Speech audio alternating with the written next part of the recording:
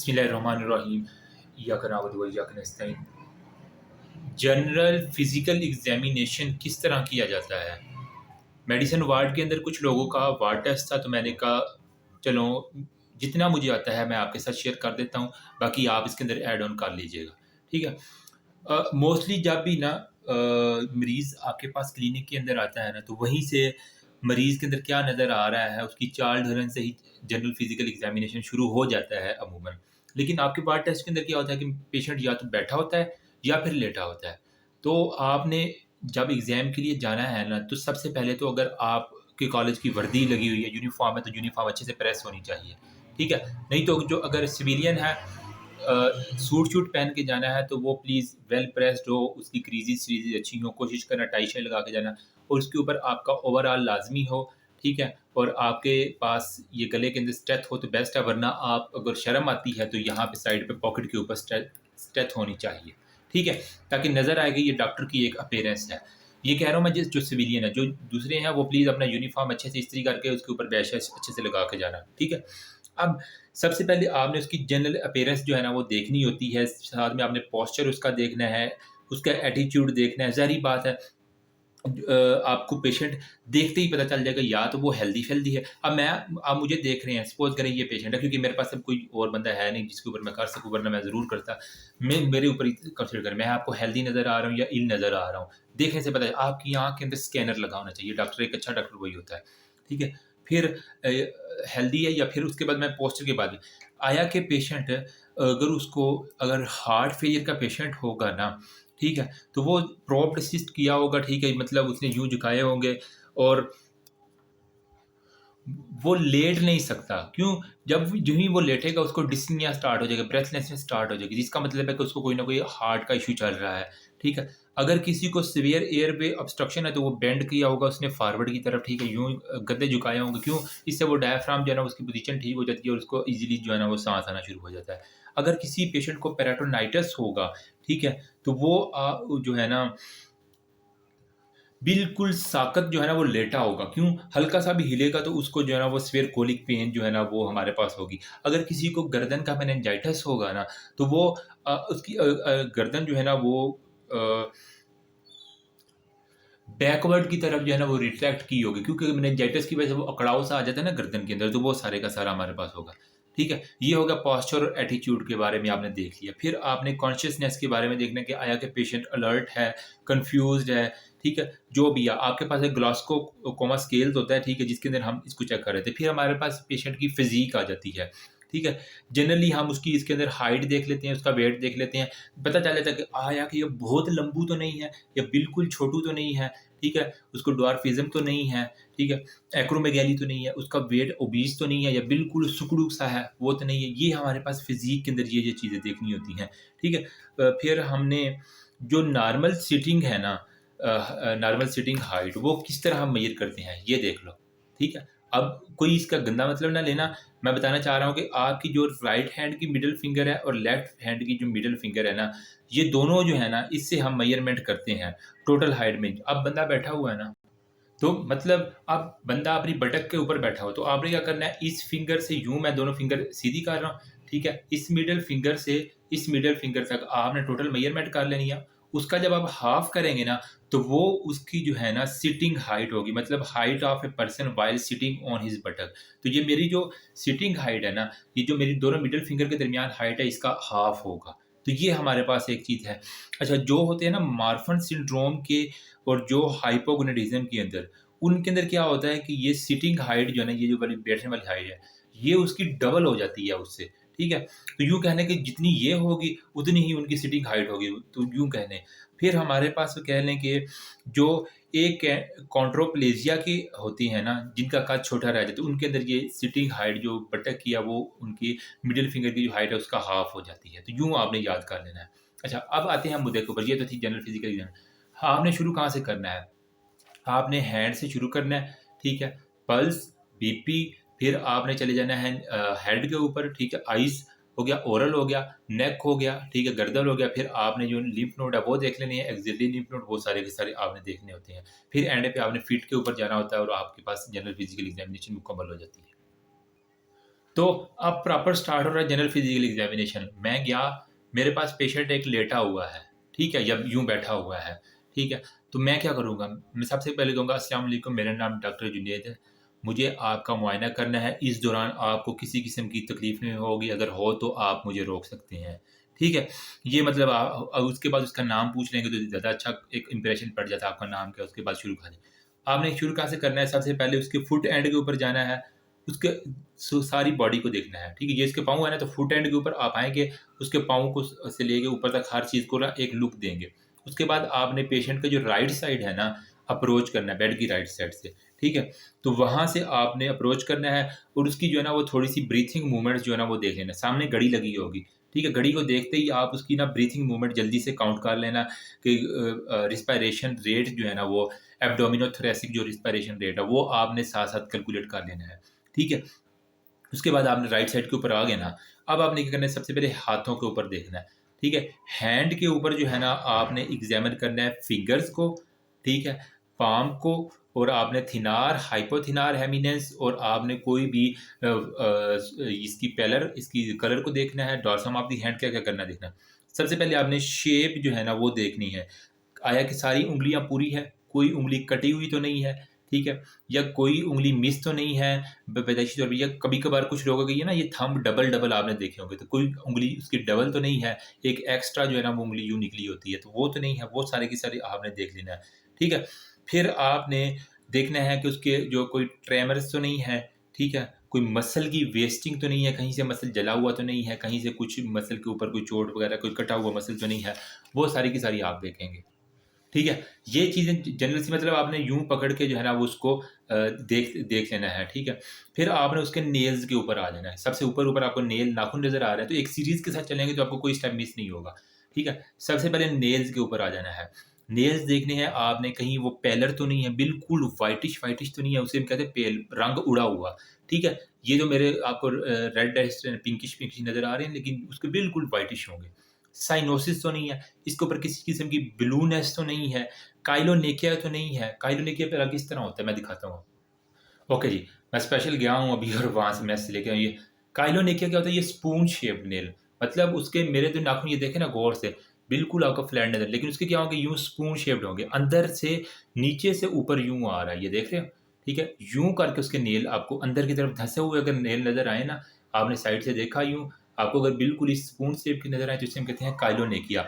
और ये spoon shape निशानी होती है, एग्जामिनर साथ-साथ क्वेश्चन भी कर लेते हैं। ये है मेरी जान आयरन डेफिशिएंसी एनीमिया, जिनको क्रोनिक आयरन डेफिशिएंसी एनीमिया होता है उनके अंदर होता है। फिर एक होता है जी हमारे पास काइलोनिक तो यही हो गया स्पून शेप, ठीक है। एक हमारे पास होता है क्लबिंग। क्लबिंग में हमारे पास क्या होता है कि वो नाख़ून हद से ज़्यादा उभर जाते हैं। यूँ कह लें कि मैं इसको काइलोनेकिया को उल्ट करूँ तो ये क्लबिंग हो जाएगा।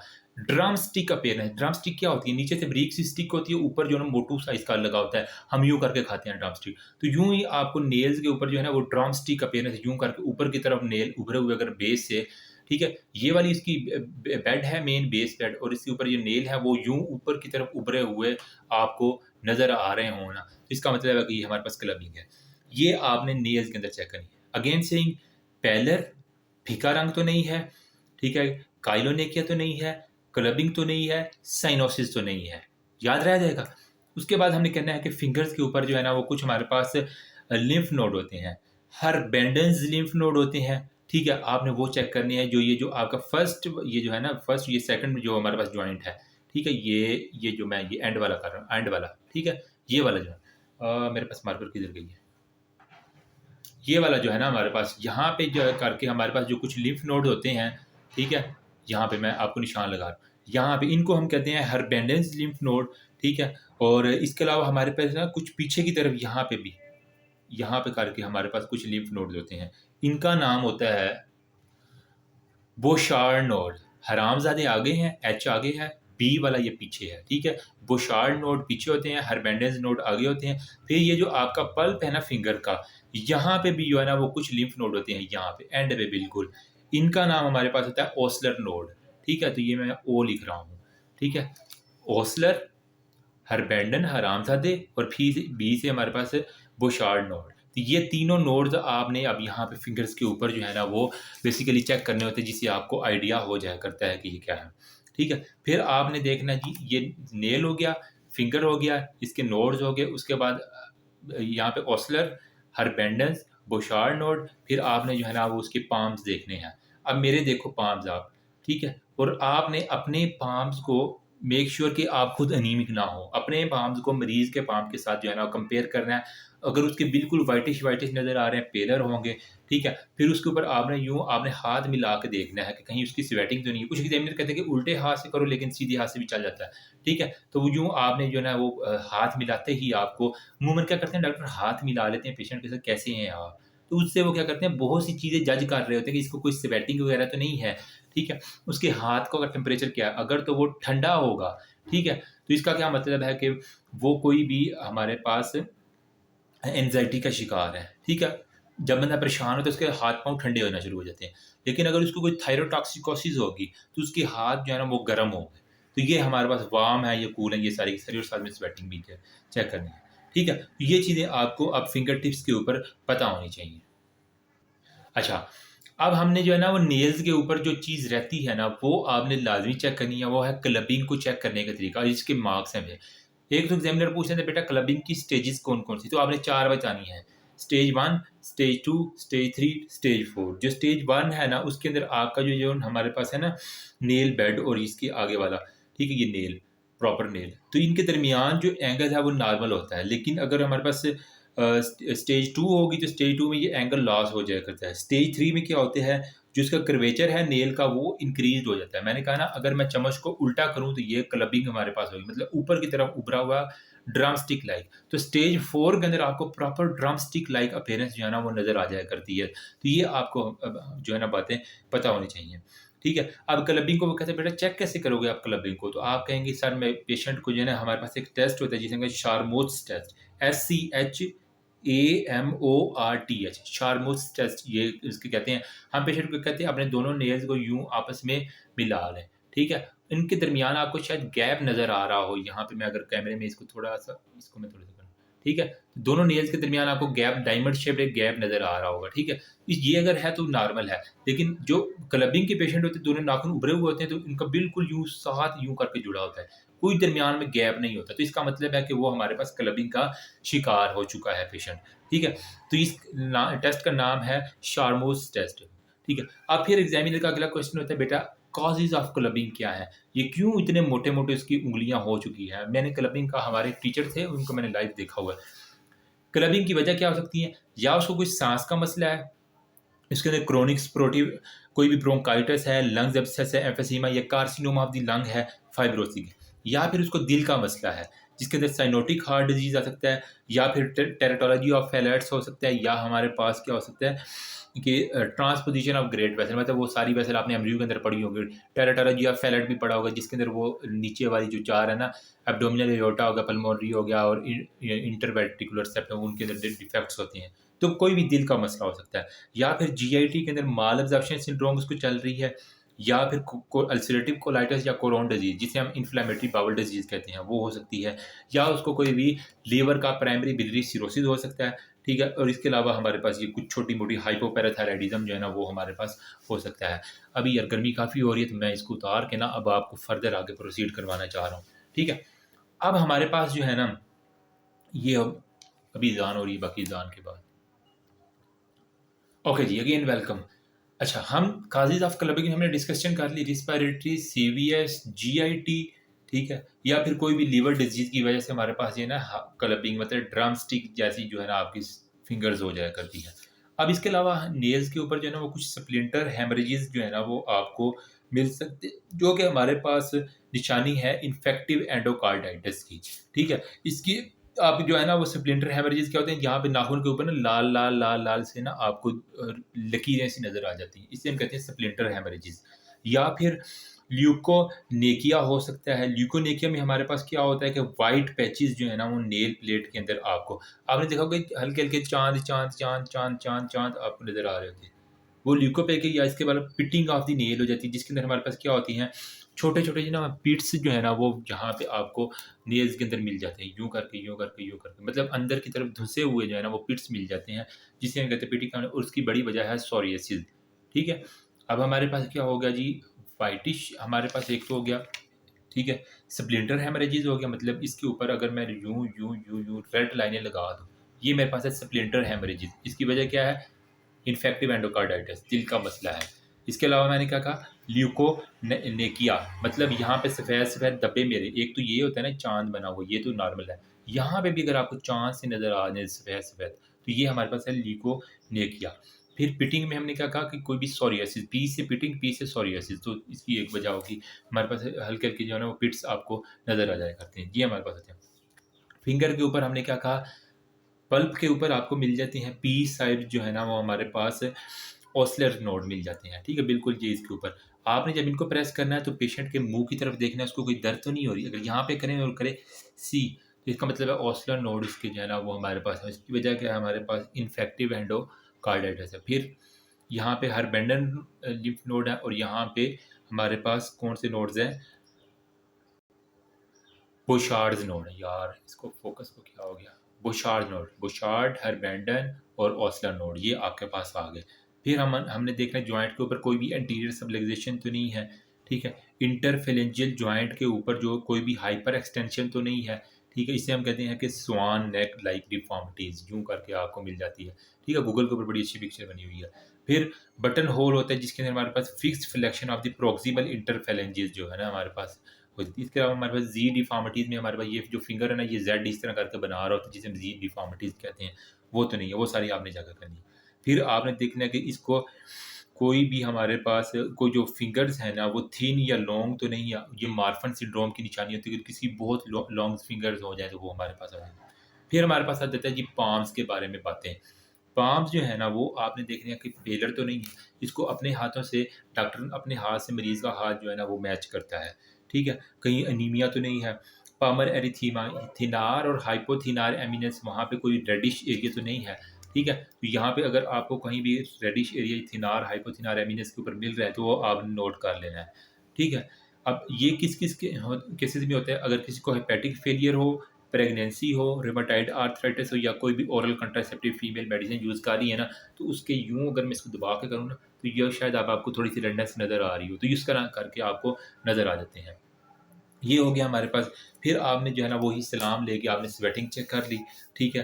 फिर आपने डिप्चर कॉन्ट्रैक्ट, ये जो 4 फिंगर होती है रिंग फिंगर, इसको यूँ करके आपने पढ़ा होगा एनाटॉमी के अंदर कॉन्ट्रैक्चर हो जाता है। तो ये सेम डिप्चर कॉन्ट्रैक्चर तो नहीं है, वो देख लेना है। इसके अंदर लिटिल फिंगर भी अमूमन इन्वॉल्व होती है या लास्ट 2 फिंगर्स जो है ना वो हमारे पास इन्वॉल्व होती हैं।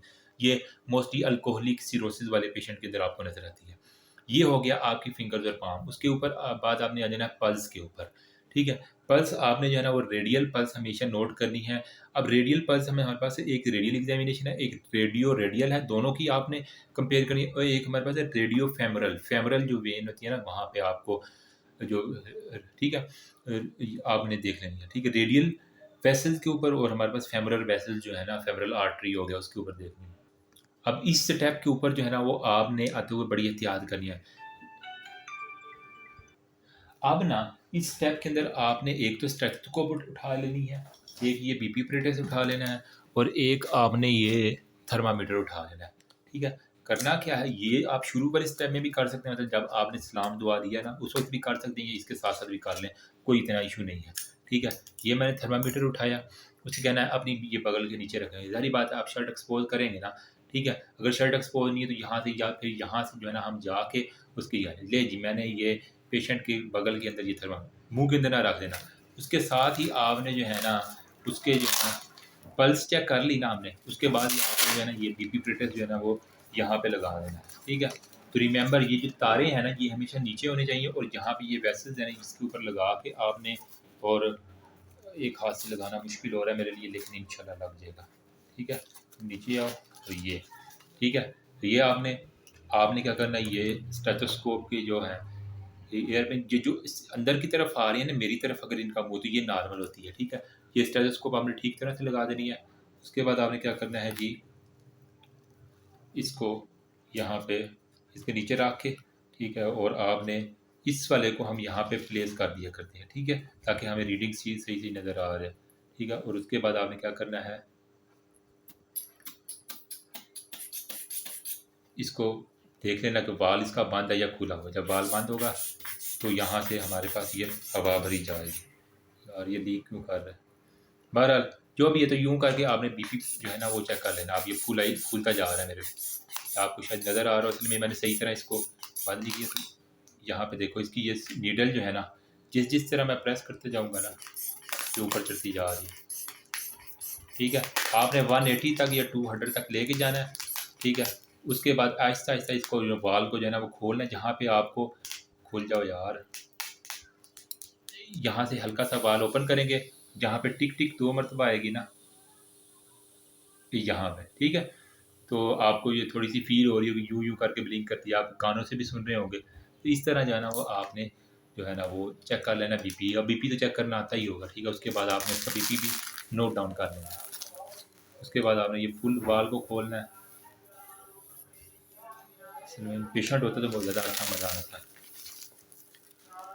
ठीक हो गया।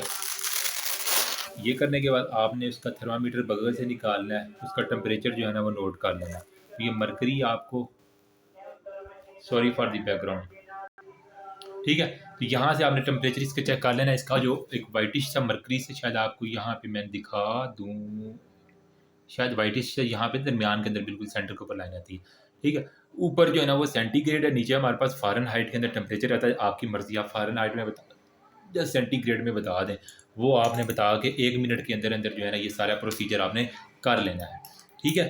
अब हमारे पास मेजर जो है ना वो चीज़ें हो चुकी हैं, और इसके मतलब आपने हाफ जो है ना वो मार्क्स जनरल फिजिकल एग्जामिनेशन के अंदर रिकवर कर लिए हैं। अब हमने आ जाना, टेम्परेचर भी चेक कर लिया।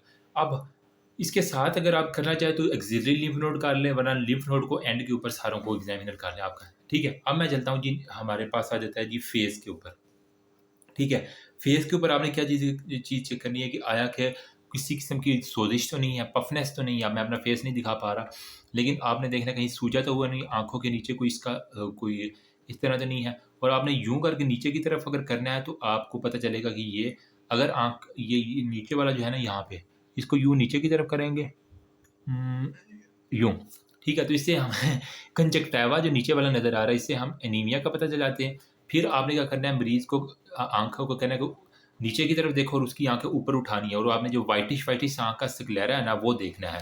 तो इससे आपको पता चल जाएगा ये उसको कोई भी किस्म का जॉन्डिस तो नहीं है। अगर जॉन्डिस होगा तो उसके मैं यहाँ पे एक डायग्राम मैंने निकाली हुई है ये वाली, ठीक है। देखो मरीज़ को कहना ऊपर देखो, तो आपने इसकी आँखें नीचे की तरफ कर देनी है। तो इससे हमें ये नीचे वाला जो रेड रेड कंजक्टिवा नज़र आएगा तो एनीमिया पता चल जाएगा।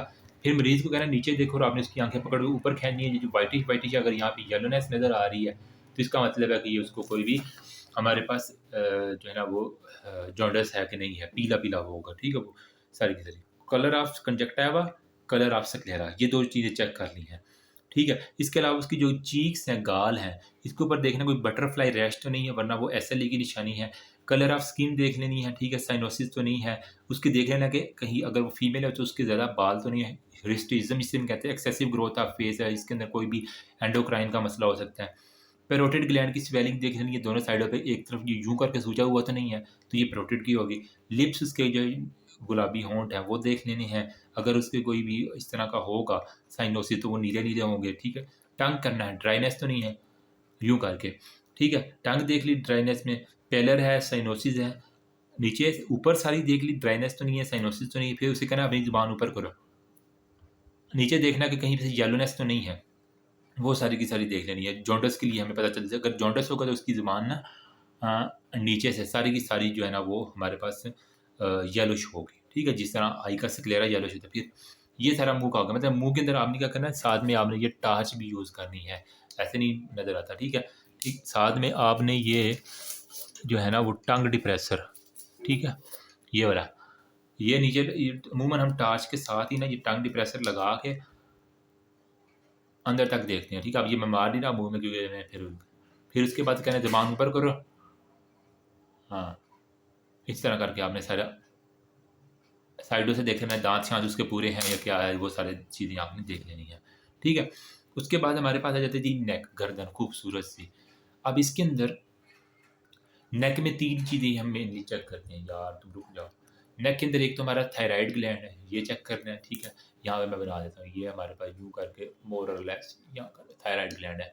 उसके बाद यहाँ पे जो वेसल्स हैं वो, और जो भी हमारे पास लिम्फ नोड है ना, वो आपने चेक कर लेने हैं, ठीक है? अब थायराइड जो है ना, हमारे पास दोनों लोब्स होते हैं, ठीक है? तो उनको हम कनेक्ट होते हैं इस्थमस, दरमियान वाला जो इस्थमस है, साइडों पे हमारे पास 2 लोब मैंने बना दिए हैं आपको। कैमरा भी मेरा फ़ोकस कर रहा है बार-बार उसके ऊपर, ठीक है? तो यहाँ पे करना। सबसे पहले आपने इंस्पेक्शन करना है, उससे कहना है कि अपनी थूक निकलो या जिस तरह पानी निकलते हैं वो निकलो, यूँ करना है। तो आपने उसकी मूवमेंट चेक कर ली, कोई इर्रेगुलर मूवमेंट तो नहीं है, कोई नोड्युलैरिटी आपको नज़र आ रही है, कोई भी स्वेलिंग जो लेरेंजियल कार्टिलेज डिग्लूटेशन टेस्ट जिसको हम कहते हैं, वो हमने कर लेना होता है। फिर देखना है कि आया कि उसका थायराइड नॉर्मल साइज़ है, कहीं यूँ करके फूला हुआ तो नहीं है, गिल्लड़ तो नहीं है, वो सारा आपने नोट कर लेना है। फिर हमने करना है जितनी इंस्पेक्शन, अब हमने करना है पाल्पेशन करनी है। तो इसके अंदर आपने क्या करना है, फ्रॉम फ्रंट एंड बैक, पहले फ्रंट से कर लो, फिर पीछे से जाके ना यूँ उसके दोनों लिम्फ को बारी-बारी जो है ना, वो आपने पाल्पेट करना है, ठीक है? तो कोई भी नोड्युलैरिटी तो नहीं है, रेट्रोस्टर्नल तो नहीं ये जा रहा थायराइड, तो वो सारी की सारी साइज़ डिफ्यूज़ है या सिंगल नोड्यूलर है या मल्टी नोड्यूलर है, वो कंसिस्टेंसी और कोई भी टेंडरनेस यहाँ पे है, तो वो यूँ पीछे से आप आएँगे ना, तो वो गले के ऊपर चेक करेंगे, तो वो आपको पता चल जाएगा, ठीक है? फिर हमने करना है जी अस्कल्टेशन। अस्कल्टेशन में आपने क्या करना है जी, आपने स्टेथोस्कोप लगानी है कानों के अंदर, ठीक है? और हमने, ठीक है, स्टेथ लगाई आपने कानों में, और इसको जो है ना वो यूँ गले के ऊपर लगा के यूँ दोनों साइडों से चेक करना, कोई भी ब्रूई तो नहीं है। ब्रूई बेसिकली क्या होता है, वेस्कुलर कोई भी अबनॉर्मैलिटी तो नहीं है, ठीक है? रख के थोड़ी देर वेट भी करना, यूँ ना करना, यूँ यूँ यूँ, कुछ स्टूडेंट यूँ यूँ करते हैं, यूँ नहीं। रख के थोड़ी देर वेट करना और ये चेक करना कि यहाँ से ओपन होनी चाहिए, ठीक है? पहले यूँ टाइप कर लेना, अब ये खुली है, ठीक है? उसके बाद आपने रखनी है। एक दफ़ा ऐसे ही हुआ, एग्ज़ामिनर ने स्टेथोस्कोप बंद करके ना बच्चों को दे दी, तो वो बच्चे सारे कन्फ्यूज़ थे, यूँ नहीं करना, ठीक है? अच्छा, ये हमारे पास हो गई है नेक की अस्कल्टेशन। फिर हमने करना है कि नेक की वेन्स जो है ना, ये जो मैंने यहाँ पे बनाई हुई हैं, अब आपने करना है हेड जो है ना, वो हमने थोड़ा-सा एलिवेट करके उसकी जो है ना, वो गर्दन 45 डिग्री के ऊपर कर देनी है, ठीक है? यहाँ पे जुगुलर वेन्स होती हैं, यहाँ पे हम टेस्ट होता है जुगुलर वीनस प्रेशर, वो भी हम मेजर करते हैं, वो हम सीवीएस में मेजर करेंगे। यहाँ पे सिर्फ आपने देखनी है जेवीपी, आपने जो है ना वो थोड़ी-सी फ़ील करके देख लेनी है, आपको पता चल जाएगा। अब डिज़ाइनर पूछते हैं, बेटा ये जेवीपी की एग्ज़ैक्ट लोकेशन क्या है? आप यूँ करें, सीखें 45 पे करेंगे, तो यहाँ यहाँ पे आपको स्टर्नोक्लेइडोमास्टाइड मसल शायद नज़र आ रहा हो, मैं शो कर रहा हूँ। इसके इंटीरियर बॉर्डर की तरफ जो है ना, वो आपको इंटरनल जुगुलर वेन मिलती है, ठीक है? तो वहाँ पे आपको बाकायदा जो है ना वो पल्स मिल जाती है, जब आप इसका 45 डिग्री के ऊपर आप मोड़ते हैं, ठीक है? दोनों को इकट्ठा ना कर लेना है, एक-एक करके पहले इसका करना है, फिर इसको। जहाँ पे 2 चीज़ें always compare, where there is a pair always compare, फिर इसकी भी और इसकी भी, दोनों बारी-बारी आपने चेक करनी है। इसी तरह आपने जब स्ट्रेच रखनी है, तो पहले राइट के ऊपर, फिर लेफ्ट के ऊपर रख के आपने चेक कर लेनी है, ठीक है? अगर तो वो आपको 3 सेंटीमीटर या उससे ज़्यादा की मिल रही है, तो इसका मतलब है जेबीबी रेज़्ड है, वो आपने चेक करनी है। फिर आ जाता है जी लिम्फ नोड के ऊपर बात। पीछे से आप आएँगे या फ्रंट से भी कुछ करते हैं, पीछे से आएँगे तो ज़्यादा बेहतर है। Submental, submandibular, pre auricular, post auricular, occipital, और हमारे पास एंटीरियर ट्रायंगल ऑफ नेक में हमारे पास आ जाती है, और ये फिर हमारे पास पोस्टीरियर ट्रायंगल ऑफ नेक के अंदर जितने भी लिम्फ नोड है, वो आपने पाल्पेट कर लेने हैं। ठीक है? तो ये सारे हमारे पास लिम्फ नोड भी हो गए हैं। ठीक है? अब अब मैंने कहा कि हमने एक्ज़िला के लिम्फ नोड रह गए हैं। क्या वो आप आम के साथ ही कर लें, जब बीपी चेक किया उसके बाद, या अभी कर लो? तो आपने क्या करना है, मरीज़ का हाथ अपने हाथ पे, और उसका जो अपना हाथ है वो मरीज़ के कंधे के ऊपर। मरीज़ का हाथ अपने कंधे के ऊपर यूँ, और अपना हाथ मरीज़ के कंधे के ऊपर, या फिर कुछ क्या करते हैं, यूँ करके मरीज़ का हाथ रख देते हैं। तो ये भी ठीक है, लेकिन मैं क्या करता हूँ, यूँ मरीज़ के हाथ कंधे के ऊपर, अपना कंधा अपने कंधे के ऊपर उसके मरीज़ के हाथ का, यूँ कर लेंगे ना। फिर हमें क्या करना है, 5 लिम्फ नोड रहते हैं, एंटीरियर, पोस्टीरियर, लेटरल, सेंट्रल और एपिकल। ठीक है? तो वो चाहे सेल चेक करनी है, एंटीरियर हो गया, पोस्टीरियर हो गया, लेटरल हो गया, सेंट्रल और एपिकल ऊपर की तरफ होते हैं हमारे पास, वो सारे के सारे। फिर सुप्राक्लेविकुलर लिम्फ नोड भी आप चेक कर सकते हैं। ठीक?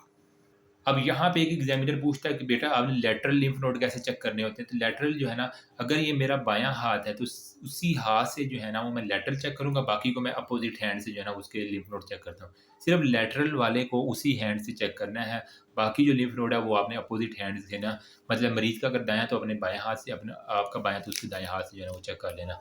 तो यूँ आपका जो है ना वो पता चल जाता है, ठीक है? फिर हमारे पास और रह गया है, एक्सिली भी हो गया, फिर हमारे पास ग्रोइन। मतलब आप ग्रोइन के ऊपर जाके फिर फेमोरल जो लिम्फ नोड है, जो टी शेप लिम्फ नोड होते हैं ना, इंग्वाइनल लिम्फ नोड, ठीक है? वो आपने पाल्पेट कर लेने या वो कर लो जो ज़्यादा होता है। मोस्टली जो हमारे पास लार्ज लिम्फ नोड होते हैं ना, वो हमारे पास ट्यूबरकुलोसिस के अंदर होते हैं, ठीक है? किसी मैलिग्नेंसी के अंदर या लिम्फोमा के अंदर होते हैं। फिर आप आ जाते हैं जी एडीमा, फिट के ऊपर। अब पाँव मैं आपको दिखाता हूँ। जिस तरह आपने हाथों के अंदर चेक किए थे ना, काइलोनेकिया हो गया, कोई भी व्हाइटिश तो नहीं है, ल्यूकोनेकिया है, कोई स्पून शेप तो नहीं क्लबिंग की। पाँव के ऊपर भी जो है ना वो सारी इसकी फिंगर जो है ना वो यूँ काइलोनेकिया, क्यूलोनेकिया कोई भी इस तरह की डिफ़ॉर्मिटीज़ है, तो वो आपने चेक कर लेनी है। फिर साथ में आपने जो है ना पाँव के ऊपर चेक करना है कि कोई भी हेयर की लॉस तो नहीं है, कहीं बिल्कुल पाँव झड़ तो पाँव बाल जो ऊपर से वो झड़ तो नहीं गए हैं। अच्छा, फिर ये आपने चेक करना है एडीमा। एडीमा 2 तरह के होते हैं, या पिटिंग होता है या नॉन पिटिंग होता है। एग्ज़ामिनर पूछ लेते हैं बेटा पिटिंग एडीमा की वजह क्या हो सकती है? कोई भी सीवीएस दिल का मसला है, राइट हार्ट फेलियर है, कोस्टिक पेरिकार्डाइटिस है, पेरिकार्डियल एफ्यूजन है या इंफीरियर वेना केवा की ऑब्स्ट्रक्शन है, वो पिटिंग एडीमा करवाती हैं। ठीक है? चेक कैसे करते हैं? ये जो मीडियल मैल्योलस है इसके बिल्कुल नीचे आप अंगूठे के ज़रिए यूँ प्रेस करते हैं 10 सेकंड के लिए। रुकना भी है आपने 10 सेकंड, यूँ प्रेस करके फिर आप छोड़ेंगे तो यहाँ पे एक गड़ा सा जो है ना वो बना होगा, आप फ़ील करेंगे आप, ठीक है? अगर तो वो गड़ा बन गया है तो इसका मतलब वो पिट कर गया है, तो उसे पिटिंग एडिमा कहते हैं। लेकिन अगर आप छोड़ेंगे और वो ना पाँव सूजे हुए हैं लेकिन आपने यूँ किया और वो पिट नहीं हुआ, तो इसका मतलब वो नॉन पिटिंग है। तो नॉन पिटिंग की हमारे पास कुछ कॉजेज़ हैं, लिम्फेटिक ऑब्स्ट्रक्शन है, फिलेरियासिस है, कोई भी सर्जिकल रिमूवल या लिम्फ नोड हमने इरेडिकेट कर दिए हैं, मिक्सोडीमा है, एंजियोडीमा वो। लेकिन पिटिंग की बहुत ज़्यादा है। पिटिंग में उसके हो सकता है गुर्दे फेल हुए हों, ठीक है? कोई लीवर का हो, माल न्यूट्रिशन, दिल का मसला, ये सारे के मसले वो पिटिंग एडीमा कॉज़ करवाते हैं, तो ये आपने चेक कर लेने हैं। फिर एंड पे आपका जो उसका सैक्रम है ना, ये पीछे जो मेरे है, ठीक है? उसके ऊपर आपने देखना है कि किसी किस्म का कोई भी सैक्रम के ऊपर एडीमा तो नहीं है, सैक्रल एडीमा आपने लाज़मी चेक करना है। अगर तो वो बेड रिडन पे बेड फ़ास्ट पेशेंट है ना, तो उसके अंदर सैक्रल एडीमा भी बहुत जल्दी हो जाया करता है। तो ये कुछ चीज़ें थी। ठीक है, अब ऑलमोस्ट सारे का सारा हो गया, मतलब हमने टेम्परेचर भी आपने नोट कर लिया, बीपी भी नोट कर लिया, रिस्पिरेटरी रेट भी नोट कर लिया, आइज़ भी देख ली, कहीं सनकन आइज़ तो नहीं है, कहीं पफनेस तो नहीं है, ज़ुबान देख ली, टंग भी देख लिया, स्किन की इलास्टिसिटी चेक कर लेनी, कहीं पेपर थिन स्किन तो नहीं है, पल्स चेक कर ली, बीपी चेक कर लिया। कभी-कभार यूरिन आउटपुट भी हम देख लेते हैं, अगर उसको यूरिन बैग लगा हुआ है, तो वो उसका टाइम दे नोट कर लिया करते हैं। अब जो जनरल फिजिकल एग्जामिनेशन के अंदर वार्ड के अंदर जो क्वेश्चन होते हैं वो होते हैं कि पैलर की वजह बता दें। हाथ आपको पैलर नज़र आ रहे हैं, फेस पैलर नज़र आ रहा है, ठीक है? इसकी वजह क्या है? बेसिकली अनीमिया हो सकता है, जिसके अंदर हमारे पास क्या है, हीमोग्लोबिन जो रेड कलर का मादा है वो हमारे पास रिड्यूस हो चुका है, तो अनीमिया एक बड़ी वजह है। नंबर सेकंड पे शॉक है, उसकी वजह से वेज़ोकंस्ट्रिक्शन हो जाती है, जिसकी वजह से हमारे पास ये सारे के सारे पैलर हो सकते हैं। कोई भी हार्ट फेलियर है या कोई भी उसको रेनाइड फेनोमेना या हाइपोथायराइडिज़्म है, ठीक है?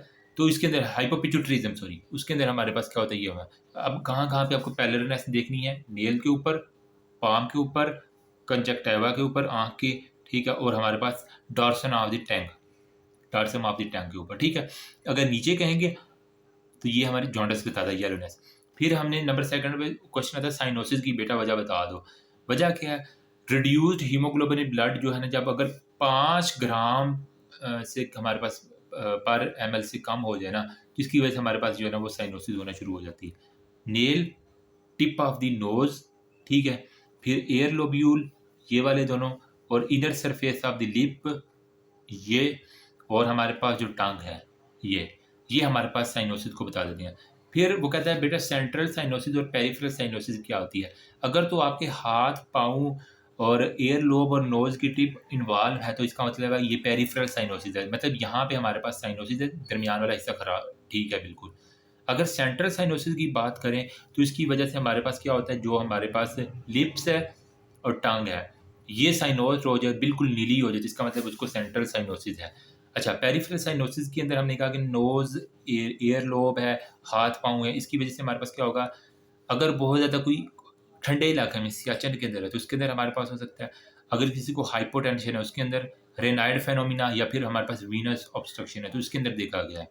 लेकिन जो सेंट्रल साइनोसिस जिसके अंदर दिल का मेन मसला है, इसकी वजह से हमारे पास ज़ुबान और वो आती है, तो इसकी बड़ी वजह है रिस्पिरेटरी फेलियर, साँस बिल्कुल बंद है, ठीक है? साइनोटिक हार्ट डिज़ीज़ है, या फिर कोई भी दिल के अंदर ट्रांसपोज़िशन है, या फिर दिल के मसाइल या फिर साँस के मसाइल की वजह से सेंट्रल साइनोसिस हो जाती है। अच्छा, फिर जॉन्डिस के बारे में हमने कहा कि जब हमारे पास सीरम के अंदर जो है ना वो हीमोग्लोबिन बिलिरुबिन बेसिकली जो है ना वो येलोइशनेस कॉज़ कर देता है। वो हीमोग्लोबिन जब टूटता है, उसकी वजह से बिलिरुबिन रिलीज़ होता है। तो जो बिलिरुबिन है ना, वो अगर 2 मिलीग्राम परसेंटेज से ज़्यादा हो जाए तो इसका मतलब है कि ये हमारे पास जॉन्डिस की निशानी है। Yellowish discolouration of the various tissue, dorsum of the tongue, sclera जो आपकी आँख का है वो येलोइश हो सकता है, या फिर अंडर सरफेस ऑफ द टंग हो गया, या फिर हमारे पास जो स्किन है ना ये हमारे पास पेलनेस की निशानी हो जाती है। ठीक है, फिर इसके अलावा स्किन के ऊपर कोई भी पिगमेंटेशन तो नहीं हो सकता। अब हमने ये ऑलमोस्ट सारा जनरल फिजिकल एग्जामिनेशन अल्लाह के फजल से कर लिया। होपफुली इस करने के बाद आपका कोई भी क्वेश्चन नहीं रहेगा। ठीक है, अब आपने एक्सप्लेन किस तरह करना है, आपने एक पेज के ऊपर लिख लेना है। ठीक है, आपने अब पॉइंट्स कौन कौन से नोट किए, जनरल अपीयरेंस नोट की, आया कि वो यंग है या ओल्ड है, हेल्दी है या इल है, फिजिक देखी, लंबा है, छोटा है, बोना है, बड़ा है, मोटा है, काला है, क्या है, कॉन्शियसनेस अलर्ट है या फिर वो ड्राउजी है या अनकॉन्शियस है, पोस्चर देखा कंफर्टेबल है या इनकंफर्टेबल है या आई कर रहे हो। फिर हमने देखा कि हैंड्स, उसकी शेप, फिंगर्स और साइज़। ठीक है, फिर हमने नेल्स को देखा, काइलोनेकिया, साइनोसिस, ड्रम स्टिकर्स या फिर कोई भी इस तरह की चीज़। फिर हमने फिंगर्स के ऊपर देखे नोड्स, ऑसलर्स, हरबेंडन नोड्स और बुचेस नोड्स हो गए। ठीक है, फिर हमने उसका पाम देखा, हाइपोथिनार थिनार एमिनेंस, कोई स्वेटिंग नहीं है। फिर हमने पल्स देखी, रेडियल पल्स, फिर हमने बीपी लिया, फिर हमने टेम्परेचर लिया, फेस देखा, पफनेस देखी, टंग देखी, एक्जिला देखा, ग्रोइन देखा।